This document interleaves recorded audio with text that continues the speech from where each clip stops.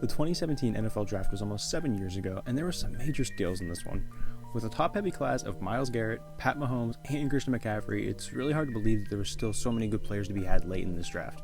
But these 4 players somehow fell in the draft and ended up going on to be very productive NFL players. Like I said, this one had a bunch of steals, but I don't want to drag out the intro too long, so let's just get into this list. Aaron Jones was selected by the Green Bay Packers with the 182nd overall pick of the 2017 NFL Draft. Jones was a smaller back coming into the draft, measuring in at 5'9" and 208 pounds. He also ran a 4.5 40 at the combine, so this also hurt his draft stock a bit. Jones has been a surprise with back ever since 2019 when he took over the starting running back job full-time and he had over 1,500 all-purpose yards and 19 total touchdowns. Aaron hasn't looked back since, scoring double-digit touchdowns for 3 of his past 4 seasons. Although Green Bay did have a rough season in 2022 where they only won 8 games and failed to make the postseason, Aaron Jones did his part though, as he played all 17 games in 2022 and collected over 1,500 total scrimmage yards. He was effective in the run game, averaging 5.5 yards a carry in 2022. Aaron has also made $24 million in his NFL career and is still under contract for the 22 and 23 seasons in Green Bay. I would say the Packers did pretty well with this 5th round pick. Chuck Clark was drafted with the 186th overall pick by the Baltimore Ravens, and Chuck has been about as steady as an NFL player as you're going to find in the entire league. Clark has been available for almost every single game of his NFL career, which is a very impressive feat for a player who isn't always the biggest guy on the field and he plays down in the box as much as he did in Baltimore. He took over one of the starting safety jobs in 2019 and hasn't looked back since then. Chuck has been one of those players that just keeps on getting better the longer he's in the league. Since he was a rookie during the 2018 season, he continued to tally up more tackles and have a lower missed tackle percentage.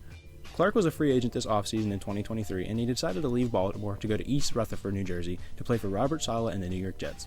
Over his entire NFL career so far, Clark has earned over $15 million and appears to have a lot of good football in front of him.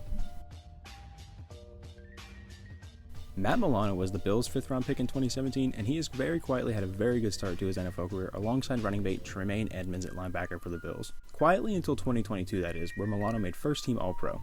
This was well-deserved, as the Bills used Matt in many different roles on the defense.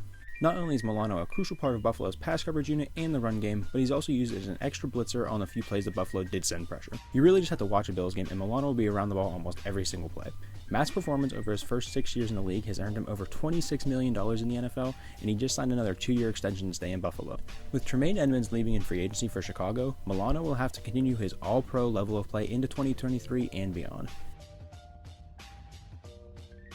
And probably the biggest late-round steal of this draft is George Kittle. Coming out of Iowa, Kittle was more known as a blocking tight end, as he only caught 48 passes his entire college career.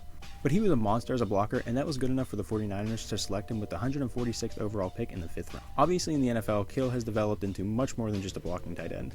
In his first 6 seasons in the NFL, George has been named either first or second team All-Pro 3 different times. Coach Kyle Shanahan has also not been afraid to use Kittle in his offense, as George has over 80 targets in 4 of his last 5 seasons. The only down year of his career was in 2020, where he missed half the season.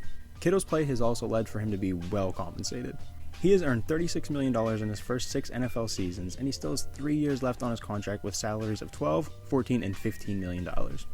Kittle has been a monster, and I'm sure he would continue to be a key piece of San Francisco teams that plan to make deep playoff runs. Overall, this pick by the Niners was an absolute steal.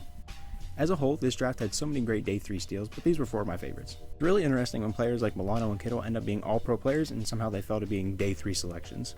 But that is all I have for this video, and I hope you did enjoy, and I hope to see you in the next one.